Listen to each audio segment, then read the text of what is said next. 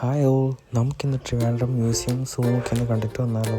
എൻ്റെ യാത്ര ആരംഭിക്കുന്നത് തമ്പാനൂർ ബസ് സ്റ്റാൻഡിൽ നിന്നാണ്. ഞാൻ ഒരു ഊബർ പിടിച്ചാണ് പോകുന്നത്. കാരണം നമുക്ക് തമ്പാനൂർ ബസ് സ്റ്റാൻഡിൽ നിന്ന് ബസ് കിട്ടാൻ കുറച്ച് പ്രയാസമാണ്.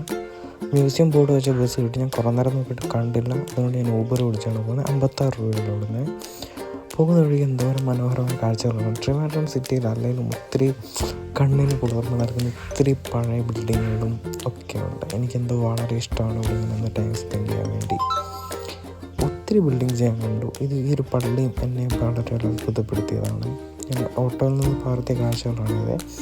അങ്ങനെ നമ്മൾ സൂവിൻ്റെ എൻട്രൻസിലേക്ക് വന്നു. ഇതാണ് നമ്മുടെ സൂവിൻ്റെ എൻട്രൻസ്. ഈ ഒരു ഗേറ്റാണ്. ഇതിൽ കുറേ ഗേറ്റ് കുറേ സൈഡിലായിട്ടുണ്ട്. ഇതിൽ കുറേ എൻട്രൻസ് ഉണ്ടെന്നൊന്നും എനിക്കറിയില്ല അതിനെപ്പറ്റി.